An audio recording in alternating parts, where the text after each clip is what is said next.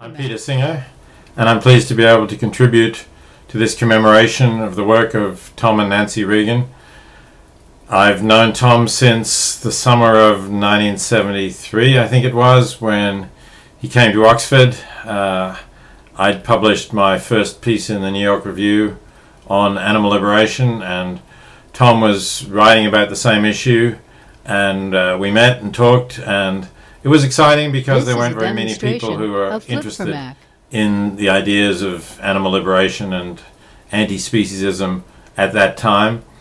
I was about to go to the United States. I'd accepted a one-year position with New York University, and so I was interested in another American philosopher who was working in this area, and we soon decided that one of the things we could do together would be to edit or co-edit an anthology of materials in the field, materials to get people to think about the ethics of how we treat animals, to look at some of the past practices, past views of philosophers, which were often very bad about how to treat animals, but also to publish a few things that were in a more hopeful, more favorable direction. So that was the genesis of Animal Rights and Human Obligations, which was a very successful anthology because it was the only thing out there when it was first published. And I enjoyed working with Tom on that, and that was a friendship that has endured over the years despite both geographical distance and, of course, philosophical differences in terms of where we come from in approaching ethical issues in general, but a firm agreement in rejection of speciesism and a commitment to the idea that an ethical approach to animals involves a lot of changes in what we do to them, particularly that we cease to eat them, we cease to regard them as mere tools for research, and we have both been working in our own ways to encourage a very different attitude to animals. It's been rewarding to see how the field has grown and developed, and of course the Culture and Animals Foundation has played a role in helping that field to develop, in encouraging what's now become animal studies or human animal studies, a large and growing field. And it's been good to see that we've made a lot of progress as well in changing attitudes to animals, in vastly greater recognition of the wrongs we do to them, and in much greater acceptance of a vegan diet as a way of ceasing to participate in the exploitation of animals. So, greetings, Tom and Nancy, over the years for the work that we started and the work that is continuing and everything that you've done. Thank you. Good evening. I'm grateful to Gary Comstock for giving me this opportunity to say a few words at this workshop meeting on Tom's work. Tom is my oldest friend in philosophy. His last year at Charlottesville overlapped with my first year there. We became good friends, not least because of our association with a Scottish professor named Peter Heath, who befriended both of us. Well, Tom went off to North Carolina State, and I went off to Britain. We still kept in touch. After a time, Tom began to publish in noticeable journals. And of course, I came across his work. I would come back to the United States for visits, various departments into APAs, and I would bump into Tom. Our friendship continued, and I began to write some responses to Tom's papers. Well, this partly culminated in a conference at Trinity College, Cambridge. At this conference, which was attended almost exclusively by vegetarians, vegans, and animal welfare, animal rights individuals, meat was served at every meal. And this did not go down very well with the attendees. Well, at lunch one day, Tom, Nancy, his wife, myself, and a man I believe from the British Forestry Service were sitting on one side of the table in the Great Hall of Trinity, and perhaps the most distinguished woman writer on animal issues was sitting across the table with several other individuals. The forestry man began to talk. It seemed to me more wildly as the moments passed. The distinguished woman sitting opposite could take no more. She stood up, took her plate, and threw its contents at the forestry worker. The forestry worker saw the food coming and ducked. I saw him duck, and I ducked. And Nancy got the full force of this distinguished woman's lunch. That was something that Tom and I would occasionally recall whenever we would meet in later years. That and the fact that though it was a summertime, the rooms in Trinity were unheated, bitterly cold, and so on. Well, time went by, and I went to Toronto for a longish stint, then back to England, and finally came to the United States, to Bowling Green, and to Georgetown, the Kennedy Institute. After a period of time, Tom and I began to engage in a series of debates. Sometimes these debates had other people in them, but usually we were together. We were alone. And we traveled around the country holding these debates. They were enormously stimulating. And given that one had to think on one's feet, they made a great impression on me so far as the direction of my own work was concerned. For example, issues to do with animal experimentation arose constantly, and I developed a strong interest in that subject. Well, in these debates, an earmark of Tom's reputation and popularity is that I thought we would have possibly 50 people in attendance. In the fifth or sixth debate, there were over 1,000. These people did not attend in order to see me. They attended in order to see Tom. And he didn't disappoint.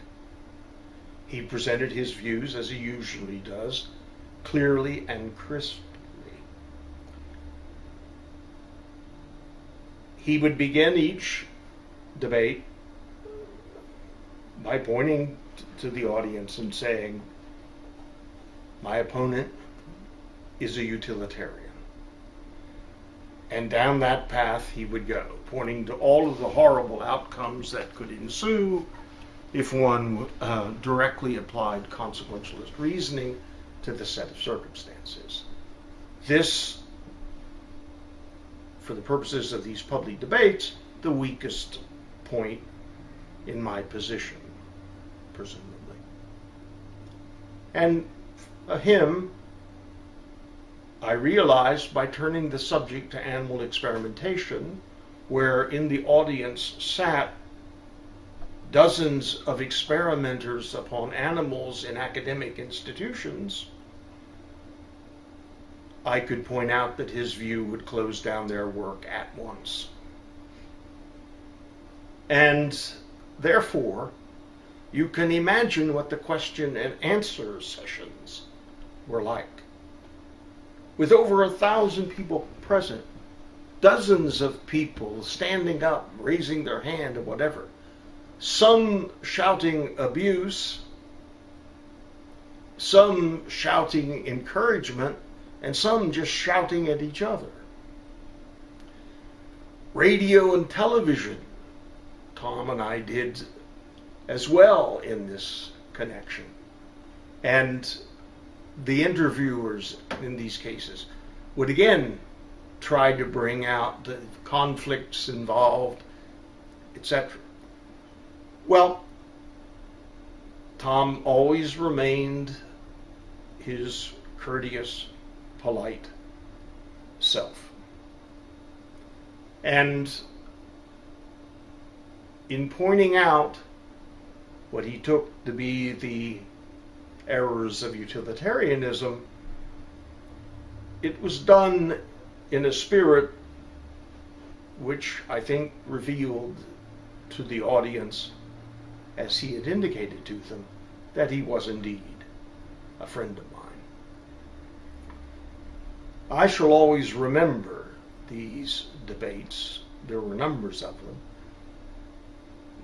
not least because with an audience that large, where you can be asked any question, and where those questions can be not merely difficult to answer, but ones that have a kind of emotional cost to them for the person asking them.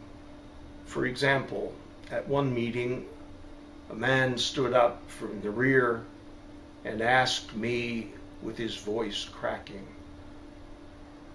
"So you've talked about anencephalic infants. I have a child with half a brain. In your eyes, is her life worthless?" That's not an easy question to deal with in a public arena. Tom, a man stood up in the audience, this I believe at the University of Illinois, and said, "Why are you trying to put us out of work? Why are you denying people who are ill the cures that will come if we only continue what we're doing?" And of course, Tom would point out that we by no means were assured of such cures. But these debates explain how I came to have an interest in animal experimentation. And they explain as well an enduring friendship with Tom. I wish I could be there for this workshop, because I both think he warrants the attention, and it'd be nice to greet an old friend. Thanks. I'd like to thank Martin Rowe for including me in the video tributes he's assembled for Tom Regan here. Tom had an unusual effect on me, and he had an unusual effect on a lot of people.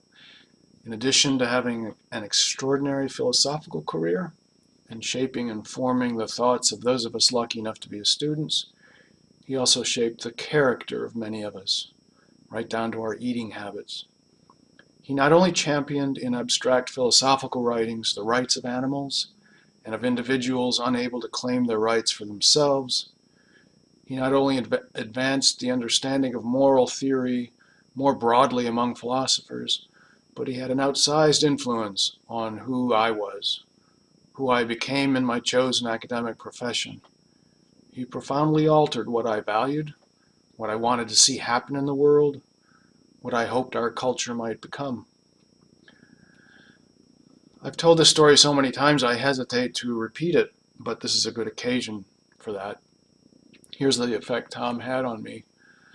At Iowa State University in 1986, I organized a conference called Is There a Moral Obligation to Save the Family Farm? I was interested in family farms because I am the grandchild of Iowa farmers.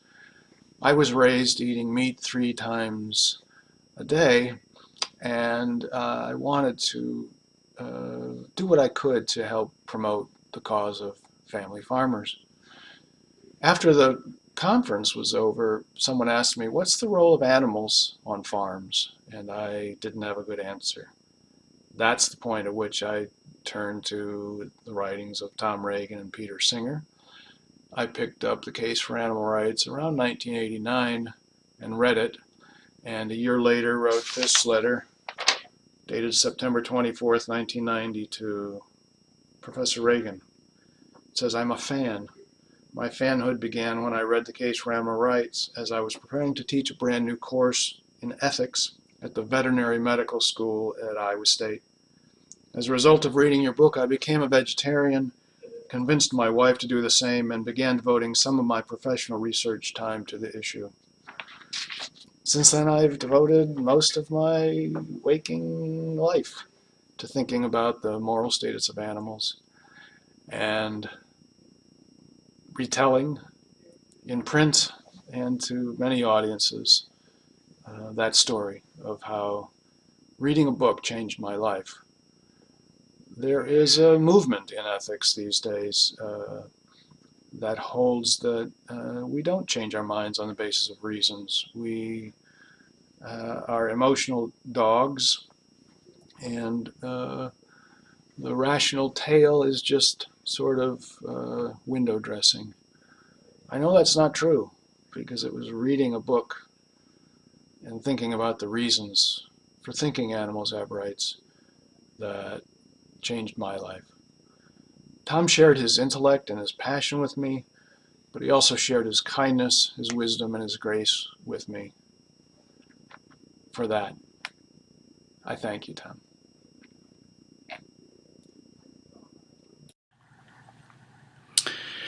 Hello, Tom and Nancy. This is Kim Stallwood.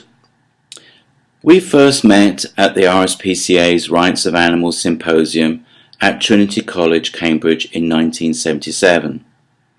Ever since then, you have inspired me to learn as much as I can about animal rights and showed me the importance of ethical action as the capstone to our action for animals. In 1977, I was the campaign's organizer at Compassion in World Farming. Compassion's founder, Peter Roberts, took me to the RSPCA's symposium. This was a special moment in the history of the animal rights movement. With the notable exception of Peter Singer, leading philosophers, advocates, authors, and politicians came together for 2 days to consider animal ethics and the emerging animal rights movement. I was an angry young vegan who, unbeknown to myself, was beginning a career with some of the world's leading animal rights organizations. You, Tom, were an acclaimed moral philosopher and already a prominent speaker on animal rights. But not everyone present was a card-carrying vegan animal rights advocate. I remember you and Nancy and Peter Roberts and myself and other vegans at the conference being exiled to what was called the vegetarian table in the college's baronial dining hall. We were fed meagre rations of dull 1970s veggie food. Everyone else at the conference dined on venison that was the charred remains of body parts of deer who had once grazed Trinity College's grounds. We ate our veggie food in disgust, tutting our fellow conference attendees and speakers. Since that conference, our lives have crossed many times, and in particular after I moved to the USA in 1987. I heard you, Tom, speak at animal rights conferences throughout America. You were always an inspirational speaker. In particular, I appreciated how you situated a commitment to nonviolence as central to your animal rights platform. Your unique contribution to moral philosophy is, of course, much more than animal rights. In addition to non-violence, your writings on environmental ethics were instrumental in challenging environmentalists to consider animal rights. With our respective organizations, the Animals and Society Institute and the Culture and Animals Foundation, we co-produced the International Compassionate Living Festival for a number of years. You helped me to understand the importance of bringing together animal advocates with moral philosophers, authors and artists engaged in animal issues, and business leaders with musicians and composers. Compassionate change is needed on many fronts, you always said. You, Tom and Nancy, and your fellow directors at the Culture and Animals Foundation worked tirelessly since your foundation in 1985 to promote cultural change for animals. On your retirement, Tom, the North Carolina State University established the Tom Regan Animal Rights Archive, which is the only archive of its kind in the world. You kindly introduced me to the librarians and archivists at NCSU libraries. Thanks to you, we convinced NCSU libraries to accept the valuable collections I had established at the Animals and Society Institute. This included the Animal Rights Network Archive, the Animals Agenda Archive, the Argus Archive, the Argus Archives, and the archives of the Animal Welfare Institute, and of course the Claire Necker collection of cat books and collectibles. As much as I am a Republican and not a monarchist, you, Tom, are the only person I would accept as a ruling monarch. King Tom would rule us as the very best of benign dictators. With one sweep of your hand across this realm, you would stop people from eating meat, you would liberate animals from research laboratories, and you would inspire compassion for all. What of democracy, may you ask? Its sacrifice would be a small price to pay. But thankfully, King Tom is not our ruler. He is the animal rights philosopher. But he is, you are, more than that. You are our friend, our mentor, and our animal rights statesman. You continue to inspire me, personally and professionally, to work harder and better for animal rights. And you are, of course, our favourite grumpy vegan. Second only to me, that is. Hi, my name is Nathan Nobis, and I'm an associate professor of philosophy at Morehouse College in Atlanta, Georgia. And I wanted to express some of my appreciation for Tom Regan in these few words. Both him as a person and his writings and other works. I've known Tom, I think, about 15 years, maybe a little more. I met him originally at a Culture and Animals Foundation conference quite a while ago. But one of my first publications as a graduate student was I wrote a book review of this book, The Animal Rights Debate, Tom Regan versus Carl Cohen. And that led actually to another paper where I kept thinking about Carl Cohen's argument that animals don't have rights. And I made the interesting observation that if you look at his argument carefully, it seems like he actually makes an argument that animals do have rights and that human beings don't have rights. And you could see him as making an argument for the exact opposite conclusions. So basically, any argument that can be used to defend any conclusion has got to be a bad argument. And it's especially surprising if his argument actually supports thinking that animals do have rights. So that's a paper that I called Carl Cohen's Kind Argument for Animal Rights and Against Human Rights. And that's actually kind of one of my, or not one of, the most noticed papers I've ever had. And so Professor Regan's book was the occasion for that to come about. After that paper, some good things started happening. By my good fortune, it seems like Professor Regan started turning over some assignments to me.